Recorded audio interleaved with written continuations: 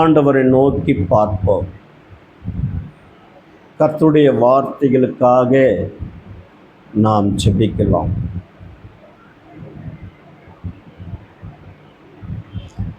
உம்மைத்தானே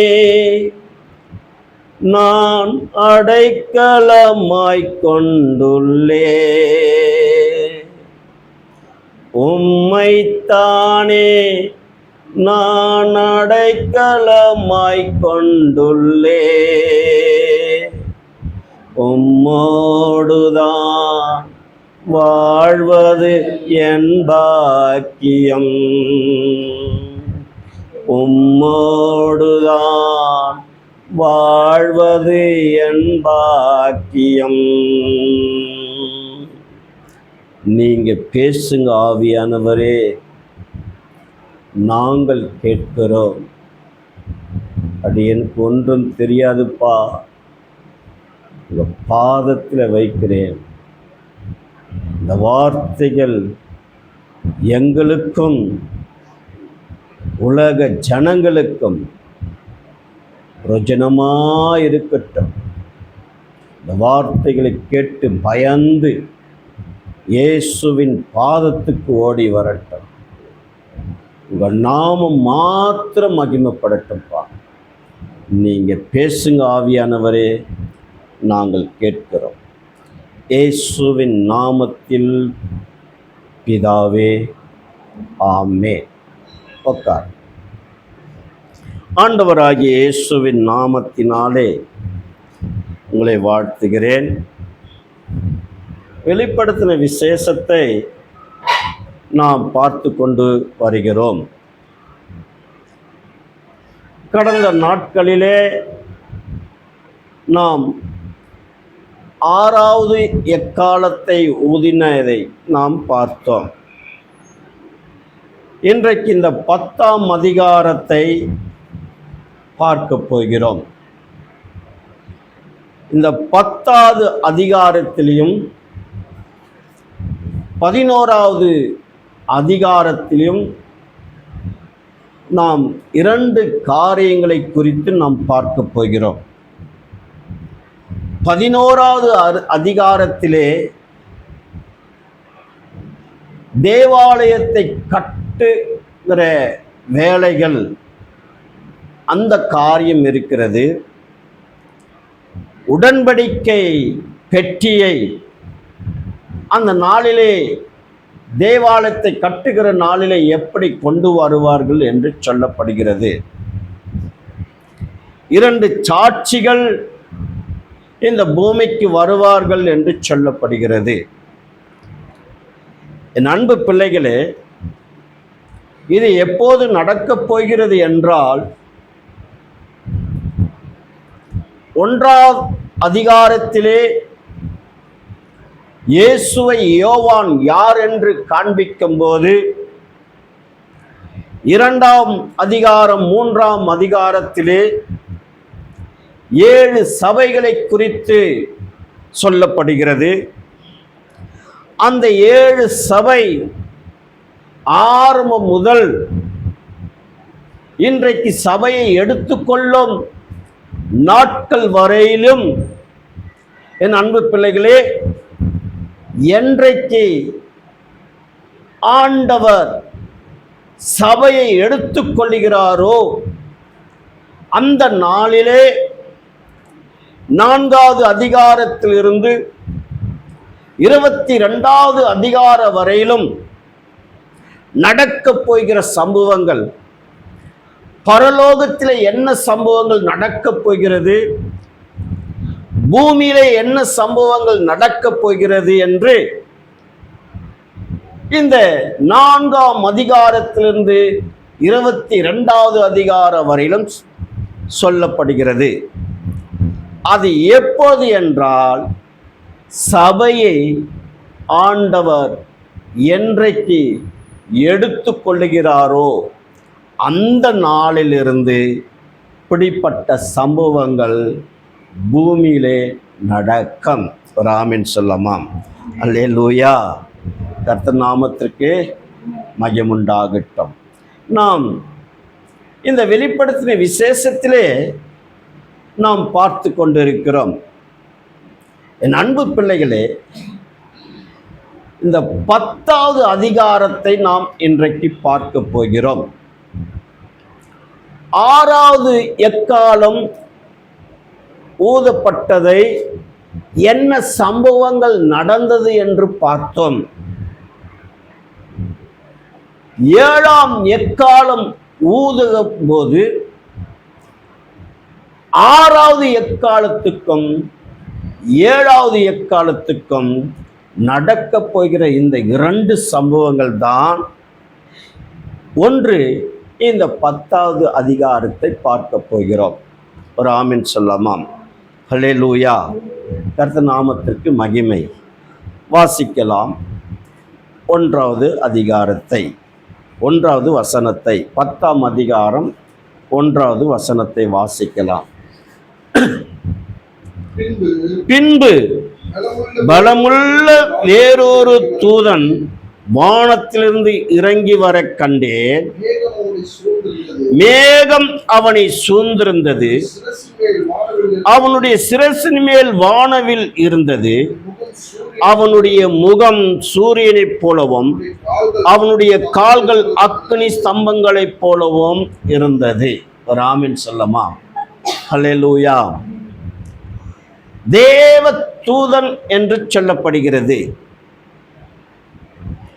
என் அன்பு பிள்ளைகளே, இன்றைக்கு தேவ தூதரை பார்க்க போனால் VBS பிள்ளைகள்லாம் தேவ தூதர்களைப் போல அழகுபடுத்தி VBSல சண்டே கிளாஸில் புரோகிராம் நடத்தும்போது அழகாய் தேவ தூதர்கள் போல அவர்களை நடக்க வைப்பார்கள். தேவதூதன் அடிக்கடிக்கு எப்படி வந்து பேசிட்டு போனார் என்று நமக்கு எல்லாருக்கும் தெரியும். நாம் கடந்து வெளியே போகும்போது முன்னும் பின்னுமாய் இந்த தேவதூதர்களை விட்டு பாதுகாத்து கொள்ளுங்கப்பா என்று சொல்லுகிறோம். அநேக எங்கேயாவது போனால் என் வீட்டை உடைய தேவதூதர்களை விட்டு பாதுகாத்து கொள்ளுங்கப்பா என்று சொல்லுகிறோம். நாம் வாகனத்தில் போகும்போது எந்த ஒரு நாச மோசங்கள் வரக்கூடாது, எந்த விபத்தும் கிட்ட நெருங்கக்கூடாது, உடைய தேவதூதர்கள் எங்களுக்கு முன்பாக செல்ல வேண்டும் என்று சொல்லுகிறோம். ஒரு ஆமீன் சொல்லமா? ஹல்லேலூயா. கர்த்தர் நாமத்திற்கு மகிமுண்டாகட்டும். ஆபிரகாமோடு கூட தேவதூதர் வந்தார். கிதியோனோடு கூட தேவதூதர் வந்தார். இன்றைக்கு தேவதூதர்கள் குறித்து நமக்கு எல்லாருக்கும் தெரியும். தேவதூதருக்கு கால் இருக்குதா, கால் இல்லையா?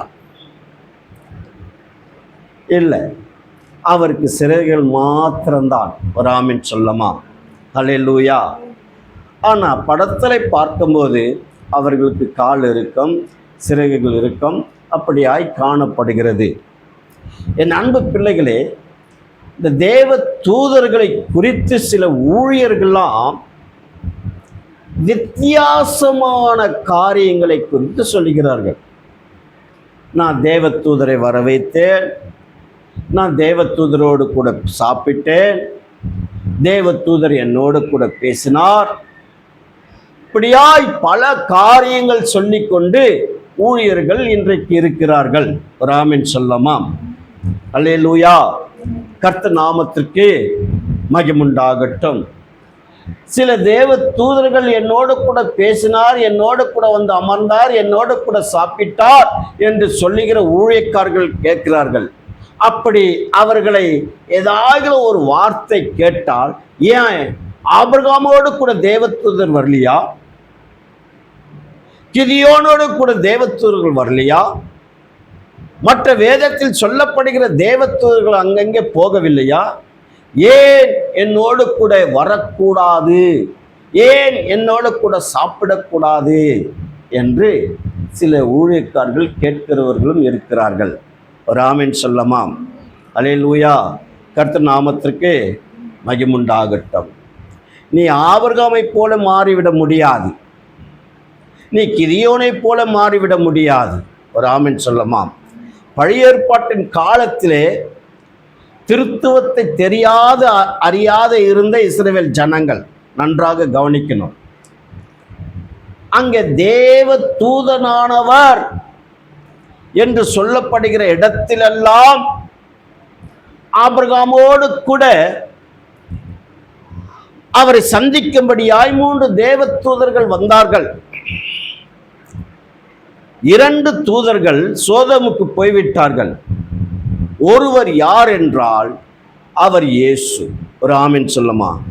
ஏனென்றால் பழைய ஏற்பாட்டின் காலத்திலே திருத்துவம் அறியாத இருந்ததனால் அவர்களுக்கு இயேசு என்று தெரியாது, பரிசுத்த ஆவி என்றும் தெரியாது. அவர்களுடைய பார்வைக்கு ஒன்றுதான், தேவன் மாத்திரம்தான்.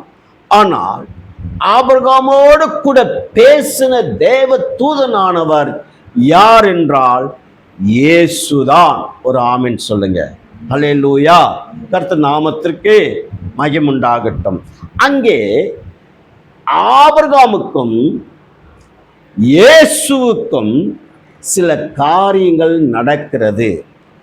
என்னவென்றால் 2 தூதர்கள் சோதோமை பார்க்க அழிக்க அந்த இடத்துல போனது நிமித்தம் 50 நீதிமான் இருந்தால், 40 நீதிமான் இருந்தால், 30 நீதிமான் இருந்தால், 20 நீதிமான் இருந்தால், 10 நீதிமான் இருந்தால் அழைப்பிரோ என்று ஆண்டவரிடத்தில் கேட்கிறார். ஒரு ஆமென் சொல்லமா?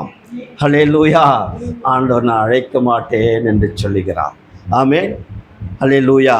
கர்த்தர் நாமத்திற்கு மகிமை உண்டாகட்டும். என் அன்பு பிள்ளைகளே, அந்த நாளிலே தேவ தூதனானவர் எங்கெல்லாம் சென்றார் என்றால், கிதியோன் கூட பயந்து போய் போரடித்துக் கொண்டிருக்கிறார். அந்த இடத்துல போய் பராக்கிரமசாலியை என்று கூப்பிடுகிறார். அப்படியே அவன் திணறி போய், நானே என் மக்களை பறிகொடுத்து விட்டு எல்லாவற்றையும் கொள்ளடித்து போய்விட்டார்கள், நீங்க வந்து பராக்கிரமசாலியை என்று கூப்பிடுகிறாயே என்று சொல்லும் போது ஆண்டவர் அந்த இடத்துல வந்து என்ன சொன்னார்? நான் உன்னை பலப்படுத்துவேன் என்று சொல்லுகிறார். ஒரு ஆமென் சொல்லுங்க. அல்லேலூயா. அல்லேலூயா. ஐயோ, நான் ஆண்டவரை முகமுகமாய் பார்த்து விட்டதோ, நான் செத்து போயிடுவேன் என்று நினைக்கிறார். பயப்படாதே என்று சொன்னார். அப்போது இஸ்ரவேல் ஜனங்களிலே ஒரு நெருங்கி பழகிவிட்டால் அவர்களுடைய கல்ச்சர் பிரகாரம் பார்த்தால் கண்டிப்பாக பழகினவர்களுக்கு ஒரு விருந்து வைப்பார்கள். ஒரு ஆமென் சொல்லமா? ஹல்லேலூயா. அப்போ நீங்கள் சாப்பிடுகிறீர்களா என்று கேட்கும்போது நன்றாக அன்னைக்கு நான் சாப்பிடுகிறேன் என்று சொல்லுகிறார். அவன் ஓடி போய் என்ன சமைச்சிட்டு வந்து ஆண்டவர் முன்பாக வைக்கிறார். அதற்கு முன்பாக ஆண்டவர் ஒரு குச்சி எடுத்து அந்த இடத்துல எழுதி வரைந்து கொண்டிருக்கிறார். ஒரு ஆமென் சொல்லமா? ஆண்டவர் இயேசு இந்த பூமியில உலாவிக் கொண்டிருக்கும் போது கையும் களவுமாய் பிடித்த ஒரு பெண்மணியை, விபச்சார பெண்மணியை, உங்களில் யாராவது இவளிடத்தில் பாவம் செய்யாமல் இருந்ததானால் நீங்கள் இவளை கல்லெடுத்து அடிங்கள் என்று சொல்லும் போது சொல்லிட்டு கீழே ஆண்டவர் எழுதினார். ஒரு ஆமென் சொல்லுங்க. ஹல்லேலூயா. இங்கே இருந்தவரும் அவர்தான், கிதியோனிடத்தில் பேசினதும் அவர்தான். அதே போல் மனோவாவிடத்திலும், மனோவாவே, நான் உனக்கு ஒரு மகனை கொடுக்க போகிறேன், அவன் மேல் சவரன் கத்தி படக்கூடாது என்று ஒரு ஆமென் சொல்லுமா? அங்கே போனவரும் இயேசுதான். ஒரு ஆமென் சொல்லுமா? ஹல்லேலூயா. சாத்ராக், மேஷாக், ஆபத்நேகோ என்பவர்கள் 7 மடங்கு எரிகிற அக்கினியிலே தூக்கி போடும் போது 4வது நபர் அங்கே உலாவிக் கொண்டிருக்கும் போது நோபகாத் நேச்சர் ஆச்சரியத்தோடு கூட பார்க்கிறான். நான் போட்டது 3 பேர் தானே, 4வது பேர் தேவபுத்திரனை போல இருக்கிறதே என்று ஆச்சரியத்தோடு கூட பார்க்கிறான். ஒரு ஆமென் சொல்லுங்க. அல்லேலூயா, அல்லேலூயா. இப்படியாய் பழைய ஏற்பாட்டின் காலத்திலே ஆண்டவர் இயேசு அநேக இடத்துல வெளிப்பட்டார். ஒரு ஆமென் சொல்லுங்க. யாக்கோபோடு கூட போராடினார் இயேசு. ஒரு ஆமென் சொல்லுங்க. ஹல்லேலூயா. எசேக்கியாவோடு கூட போராடினார், தானியேலோடு கூட. இப்படியாய் பழைய ஏற்பாட்டின் காலத்திலே அவர்களுக்கு திருத்துவம் தெரியாததினாலே ஆண்டவர் இயேசு தூதனானவராய் அவர் கடந்து சென்றார். ஒரு ஆமென் சொல்லுங்க. அல்லேலூயா. கர்த்தர் நாமத்திற்கு மகிமை உண்டாகட்டும். இந்த இடத்துல இந்த 1வது வசனத்துல சொல்லப்படுகிற இவர் யார் தெரியுமா? இயேசு. ஒரு ஆமென் சொல்லுங்க. அல்லேலூயா. கர்த்தர் நாமத்திற்கு மகிமை உண்டாகட்டும். எவ்வளவு அழகாய் சொல்லப்படுகிறது. பின்பு பலமுள்ள வேறொரு தூதன் வானத்திலிருந்து இறங்கி வர கண்டேன். மேகம் அவனை சூழ்ந்திருந்தது. அவனுடைய சிரசின் மேல் வானவில் இருந்தது. ஒரு ஆமென் சொல்லமாம். அல்லேலூயா. கர்த்தர் நாமத்திற்கு மகிமை உண்டாகட்டும். வெளிப்படுத்தின விசேஷத்தில் 4ஆம் அதிகாரத்தில் 3வது வசனத்தில் என்ன சொல்லப்படுகிறது என்றால், அவர் சிங்காசனத்திலே அமர்ந்திருக்கும் போது அவர் தலை சுற்றிலும் வானவில் இருந்தது என்று சொல்லப்படுகிறது. ஒரு ஆமென் சொல்லுங்க. அல்லேலூயா. கர்த்தர் நாமத்திற்கு மகிமை. அதுக்கு அப்புறம் என் அன்பு பிள்ளைகளே, மேகம் அவரை சூழ்ந்திருந்தது, சிரசின் மேல் வானவில் இருந்தது. அவருடைய முகம் சூரியனைப் போலவும் அவருடைய கால்கள் அக்னி ஸ்தம்பங்களைப் போலவும் இருந்தது என்று வெளிப்படுத்தின விசேஷத்தில் 1ஆம் அதிகாரத்தில் சொல்லப்படுகிறது. அவருடைய முகம் சூரியனைப் போல பிரகாசமாய் காணப்படுகிறது என்று. ஆமென் சொல்லுங்க. அல்லேலூயா. இந்த 1வது வசனத்தில் சொல்லப்படுகிற தேவ தூதன் அல்ல, தூதனானவர். அவர் யார் என்றார்? இயேசு. ஒரு ஆமென் சொல்லுங்க. இயேசு. என் அன்பு பிள்ளைகளே, இந்த கடைசி காலத்தில் என்ன சம்பவங்கள் நடக்கப் போகிறது என்று 6வது எக்காலம் ஊதுறதுக்கும் ஊதி முடிந்ததுக்கும் 7வது எக்காலம் ஊதப் போகிறதுக்கும் இந்த நடுவில் தான் இந்த 2 சம்பவங்கள் நடந்து கொண்டிருக்கிறது. ஒரு ஆமென் சொல்லமா? வாசிக்கலாம் 2வது வசனத்தை. திறக்கப்பட்ட ஒரு சிறு புஸ்தகம் அவன் கையில் இருந்தது. தன் வலது பாதத்தை சமுத்திரத்தின் மேலும் தன் இடது பாதத்தை பூமியின் மேலும் வைத்து. ஒரு ஆமென் சொல்லுங்க. அவர் கையிலே ஒரு சிறு புஸ்தகம் இருந்தது. சமுத்திரத்திலே என் அன்பு பிள்ளைகளே இருந்தது. வலது பாதம் சமுத்திரத்தின் மேல். சமுத்திரம் என்று சொல்ல போனால் மத்திய தரைக்கடல். ஒரு ஆமென் சொல்லுங்க. அதிலே ஒரு வலது பாதமும் அவருடைய இடது பாதம் பூமி மேலும் இருந்தது. அந்த புஸ்தகம் என்னவென்றால், சிங்காசனத்திலே அமர்ந்து கொண்டிருக்கிற திருத்துவ தேவனிடத்திலே அந்த புஸ்தகம் காணப்பட்டதல்லவா? என்ன புஸ்தகம்? அதாவது 7 முத்திரை உடைக்கப் போகிற, திறக்கப் போகிற யார் என்று அங்கே பார்த்து கொண்டிருந்தார்கள். கோடான கோடி தேவ தூதர்கள் அந்த இடத்துல காணப்பட்டார்கள். அப்போது ஒருவரும் அந்த புஸ்தகத்தை வாங்கி அதை வாசிக்கவும், அதை உடைக்கவும், அதற்குள்ளே இருக்கிற நியாயத்தீர்ப்பை அதாவது நடத்தவும் யாரும் இல்லை என்று யோவான் கண்டு அழுதபடினால் அங்கே ஒரு மூப்பர் எழும்பி, அதாவது யோவானே, நீ அழ வேண்டாம், இதோ இந்த புஸ்தகத்தை உடைக்கப் போகிறேன் என்று சொல்லும் போது அந்த சிங்காசனத்தில் இருந்து 2வது நபர் வெளியே வரும்போது ஆட்டுக்குட்டியானவர் வந்து இறங்கினார். ஒரு ஆமென் சொல்லுங்க. அல்லேலூயா. அவர் வாங்கினார். அவர் வாங்கின பிறகுதான் என்ன சம்பவங்கள் இந்த பூமியில் நடக்கிறது என்று பார்த்தோம். ஆமென். அல்லேலூயா. கர்த்தர் நாமத்திற்கு மகிமை உண்டாகட்டும். பார்த்த சம்பவங்கள் வரையிலும் சரியாய் 3 வருஷம் முடிந்திருக்கும். இனி நடக்க போகிற காரியங்கள் 3 வருஷத்துக்கு அப்புறம்தான். கர்த்தர் நாமத்திற்கு மகிமுண்டாகட்டும். அவருடைய பாதம், வலது பாதம் சமுத்திரத்தின் மேலும், இடது பாதம் பூமியின் மேலும் இப்படியாய் வைத்து ஒரு ஆமென் சொல்லமாம். அல்லேலூயா. கர்த்தர் நாமத்திற்கு மகிமை. 3வது வசனத்தை வாசிக்கலாம்.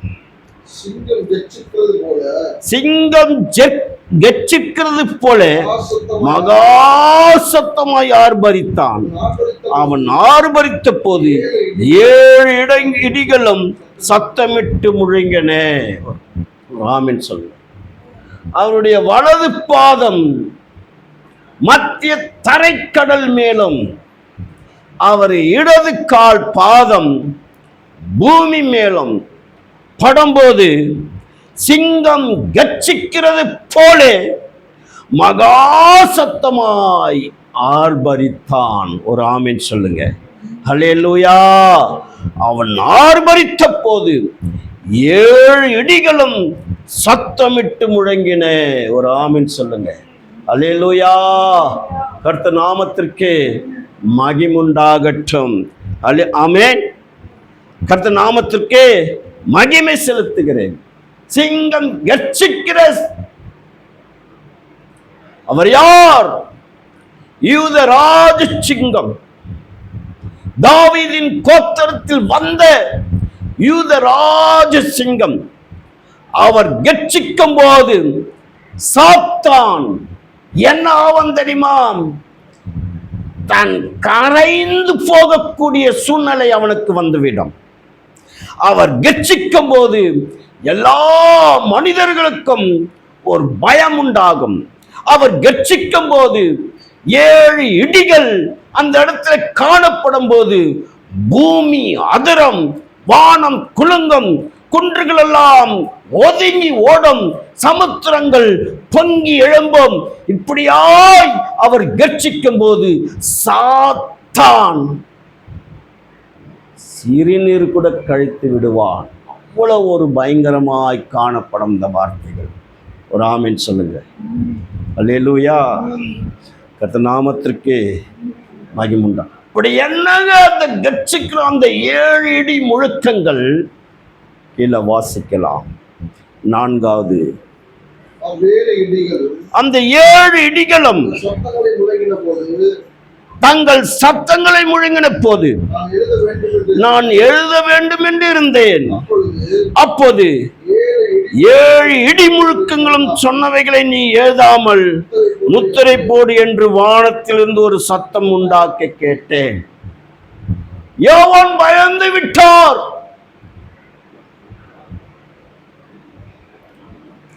இந்த வெளிப்படுத்தின விசேஷம்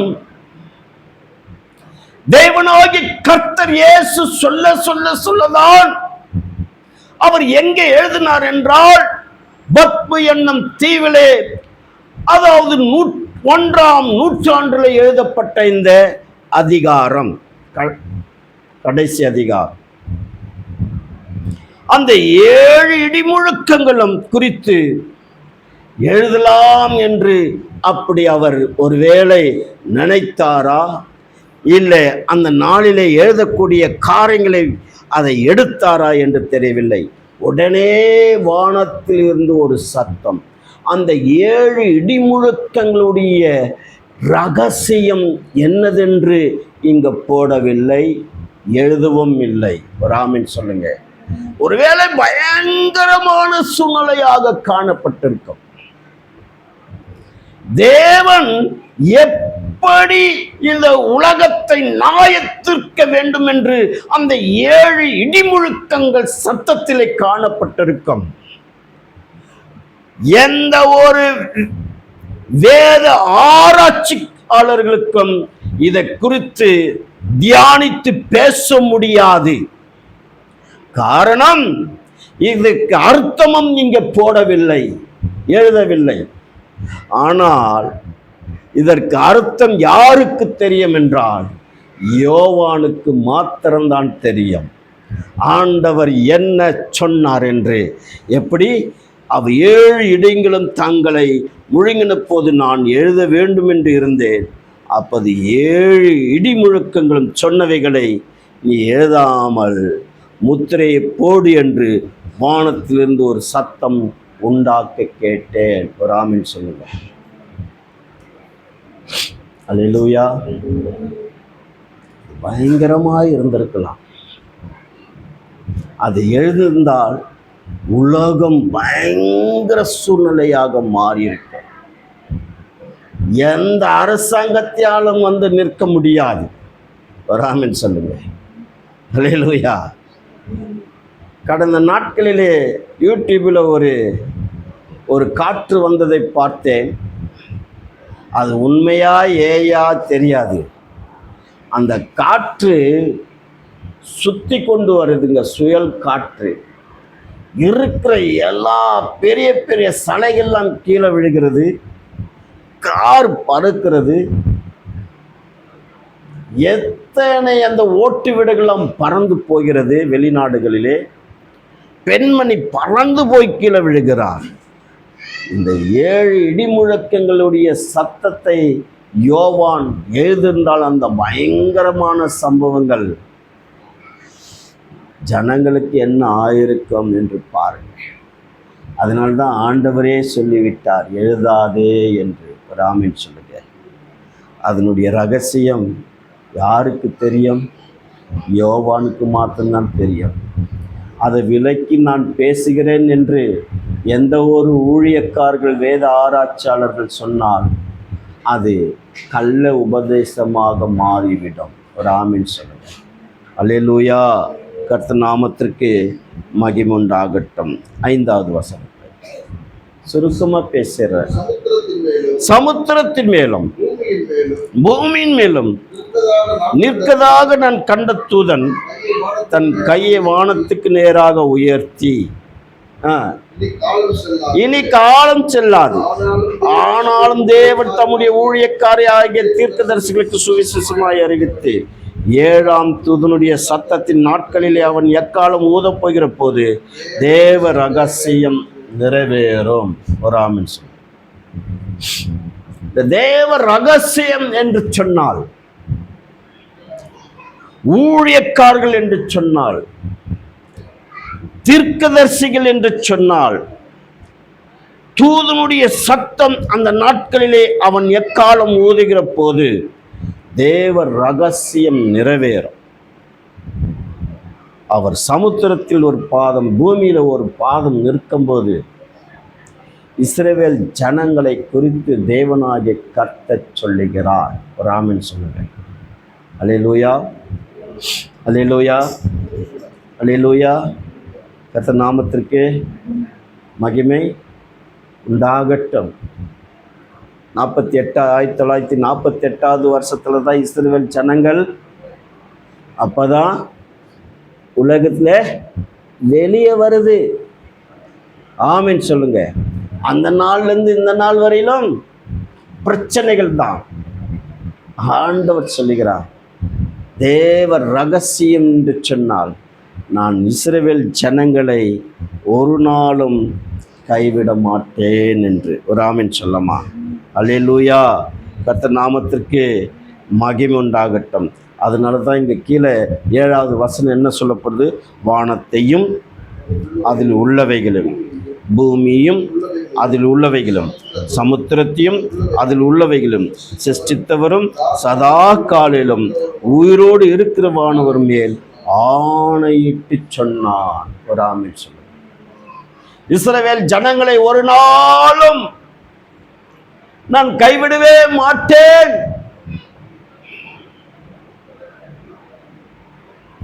ஆமென். ஆணையிட்டு சொன்னார். வேதத்தில் சொல்லப்படுகிற 54 சத்தியம் பண்ணி இருக்கிறார் ஆண்டவர். தேவ தூதன் பண்ண முடியுமா? சத்தியம் பண்ண முடியாது.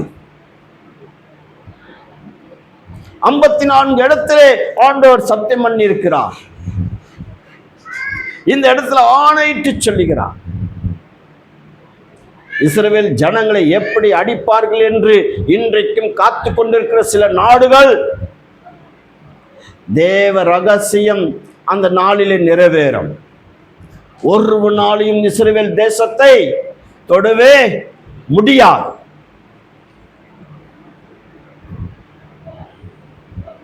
இஸ்ரவேல் ஜனங்களை அந்த நாளிலே அவர் பெரிய காரியங்கள் இஸ்ரவேல் ஜனங்களுக்கு செய்வார். ஆமீன் சொல்லுமா? கர்த்தர் நாமத்திற்கு மகிமுண்டாகட்டும். கீழே 8வது வசனத்தை வாசி. நான் வானத்திலிருந்து பிறக்க கேட்ட சத்தம் மறுபடியும் என்னுடனே பேசி சமுத்திரத்தின் மேலும் பூமியின் மேலும் நிற்கிற தூதனுடைய கையில் இருக்கிற திறக்கப்பட்ட சிறு புஸ்தகத்தை போய் வாங்கிக்கொள் என்று சொல்லே. ஒரு ஆமிஷம். மேலே பார்த்த புஸ்தகம் தேவனுடைய கரத்தில் இருந்தது. அது 5வது அதிகாரத்திலே உலகத்தை நியாயம் தீர்க்கப் போகிற புஸ்தகம். இங்க சொல்லப்படுகிற திறக்கப்பட்ட ஒரு சிறு புஸ்தகத்தை நீ போய் வாங்கிக்கொள் என்று சொல்லு. எசேக்கியா 3வது அதிகாரத்துக்கு வரலாமா? எசேக்கியா 3வது அதிகாரத்துக்கு அங்க என்ன சொல்லப்படுகிறது பார்க்கலாமா?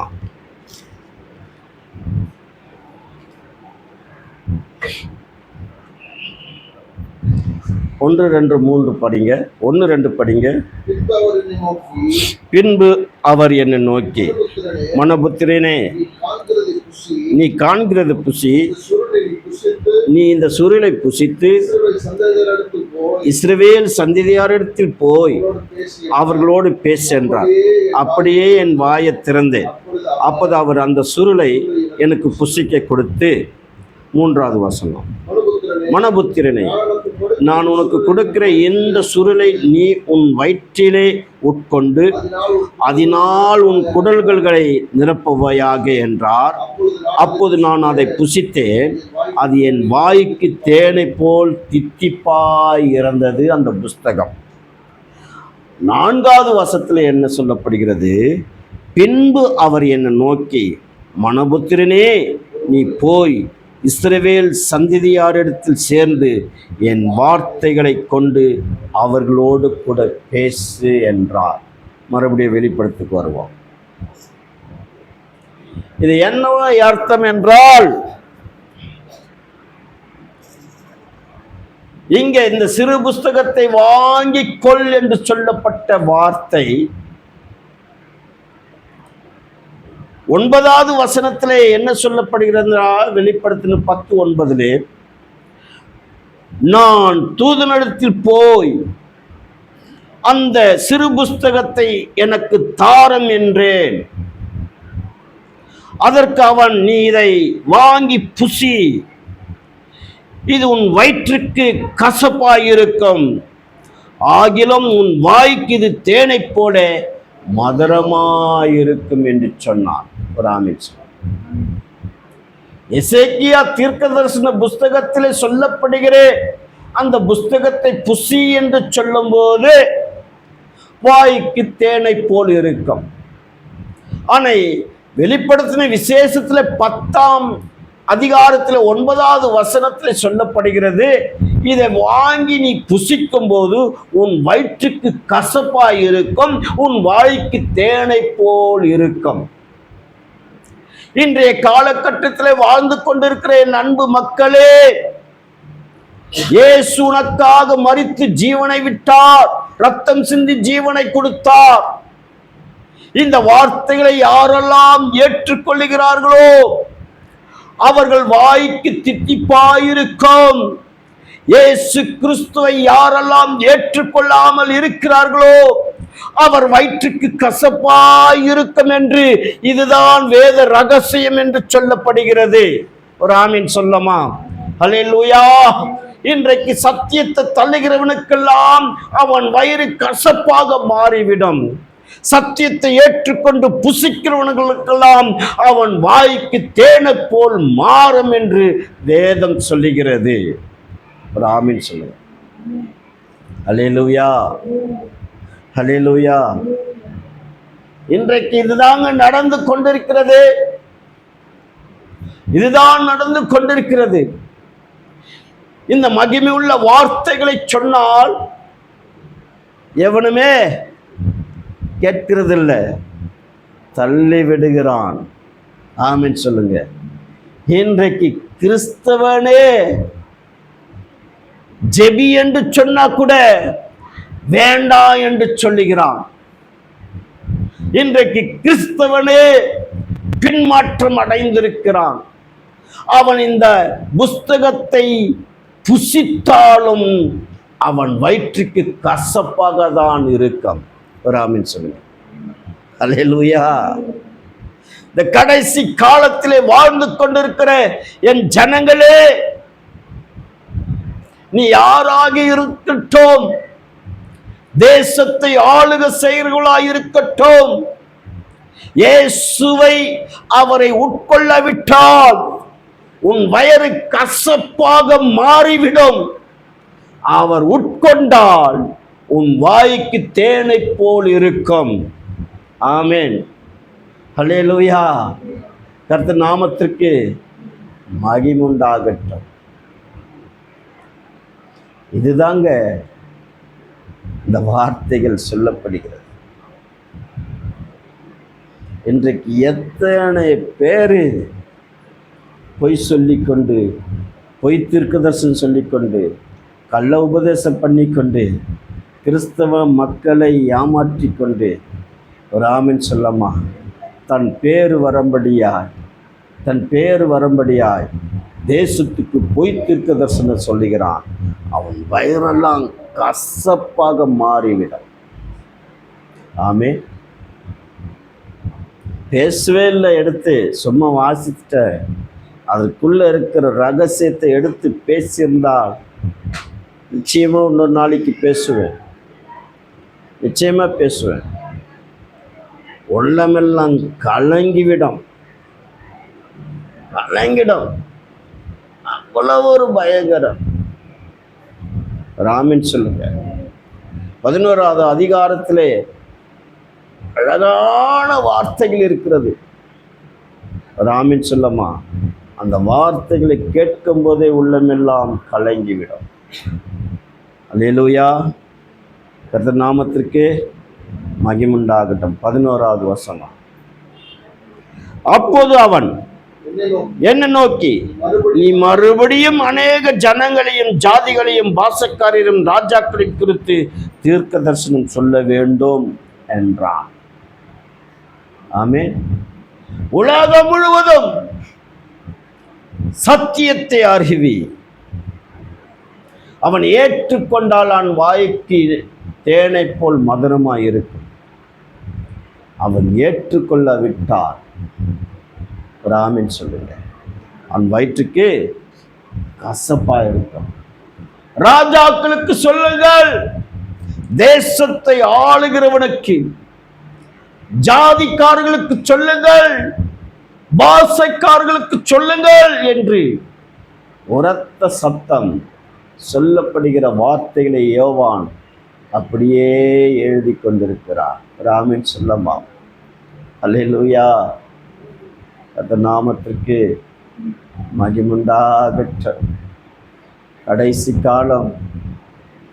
இந்த வார்த்தைகளை யூடியூப் மூலமாக கேட்கிறேன் அன்பு ஜனங்களே, கர்த்தருடைய வார்த்தையை புசியுங்கள், கர்த்தருடைய வார்த்தை புசியுங்கள்.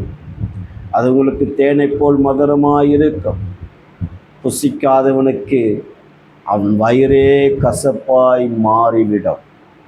இந்த கடைசி காலத்திலே இயேசுவை நீ பற்றி கொண்டால் இந்த பயங்கரமான உபத்திரத்திலிருந்து நீ காப்பாற்றி கொள்ளப்படுவார். இல்லை என்றால் பரிதவிக்கக்கூடிய சூழ்நிலைகள் இந்த பூமியில் வந்துவிடும். நாணமாக இருப்போம், ஜாக்கிரதையாக இருப்போம். அடுத்தது 11வது அதிகாரத்திலே என்னென்ன சம்பவங்கள் நடக்கப் போகிறது என்று நாம் பார்க்க போகிறோம். கர்த்தர் இந்த வார்த்தைகளை ஆசீர்வதிப்பாராக. ஆமேன், ஆமேன், ஆமேன்.